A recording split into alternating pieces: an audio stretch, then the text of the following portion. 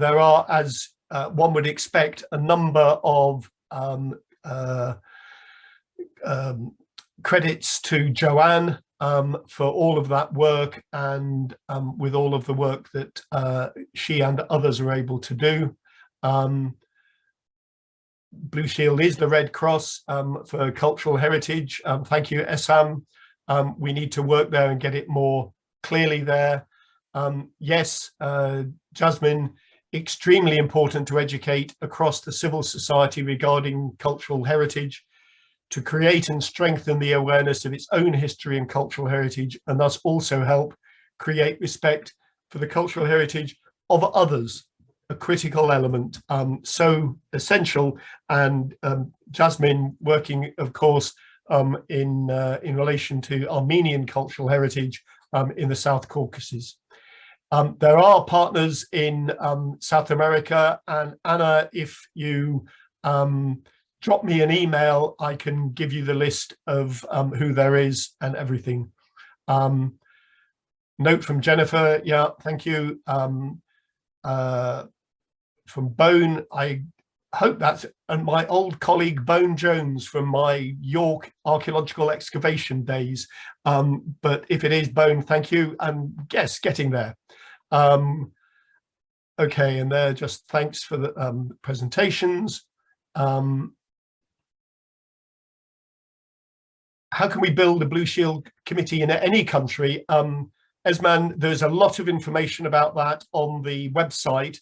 But again, if you can't find anything, please just email either myself and or Emma, and we'll come back to you on that. Nicole Hoffman, are there Blue Shield partners in Southern Africa? I think I'm right in saying that the furthest south is Mozambique. And so, yes, that would be categorized as Southern Africa. But again, there is a list of national committees on the website there.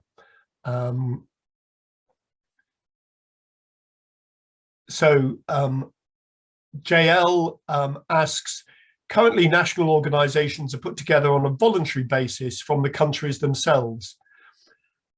Have any of the national teams been asked to target or help set up teams where people have not come forward?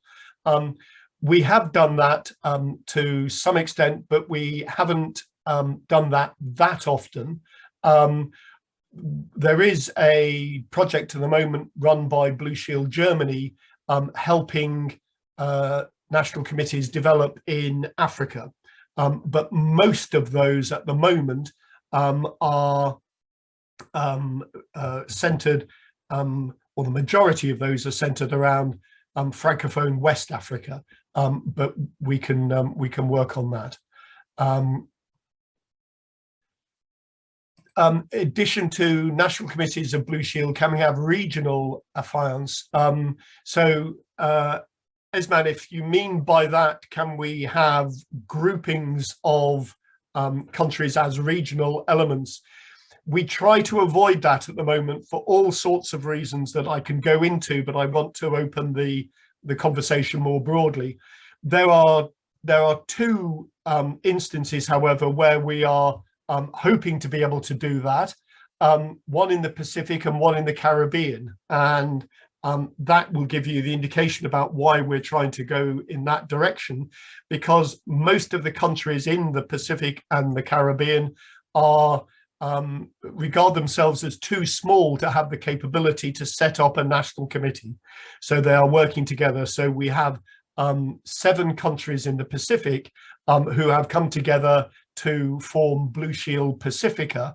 That is not yet formally recognized as such as a national committee. We have to wait until we can agree a set of changed articles of association before those two can become legally constituent parts. But Blue Shield Pacifica is working in many ways as if it was a legally constituted part, as it is at the moment. So yes, Azamin, there may be more funding if we unite more.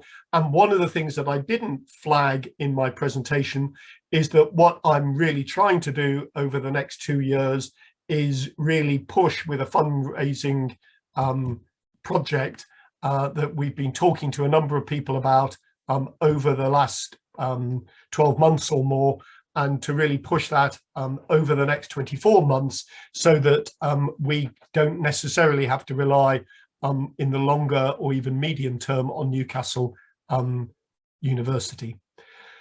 So those are some immediate comments and questions that are responses. Does anybody want to ask a question who is there, or do any of the speakers, Joanne, Patty, Claire, wish to add anything to what you've already said? No? Okay. Okay, we've got a couple of other comments and things there that you can all read. We are technically a minute away from where we estimated the end of the day to be. So that's a piece of astonishing luck. So from, I think that's Alison Packard, maybe not. The Blue Shield internationally is registered under Dutch law. At a national level, there are all sorts of different ways that the Blue Shield has been founded.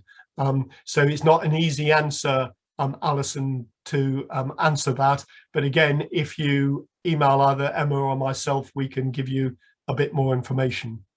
So in the US, it's a what we in the UK would call a charity, but it's a 501 organization. Is that right, Patty? It's a 501c3, which is there you go, part of the tax code, which deals with charitable organizations. So it's also incorporated as a charity. Yeah, 501c3. What was that? I'm sorry. 501c3. The C3 is the bit I always forget. Yeah. That's okay. We don't expect anyone else to know that. Okay. And Lynn, good to see that there are policies. Yes, I wonder whether interagency coordination could be built into the multilateral system, as well as the normalization of cultural heritage as an essential element of any international development portfolio. Yeah, development is one of the 8 major threats to cultural property, which is always there, but is exacerbated during disaster or armed conflict. And development is a key issue. So, anybody else? Going once, going twice.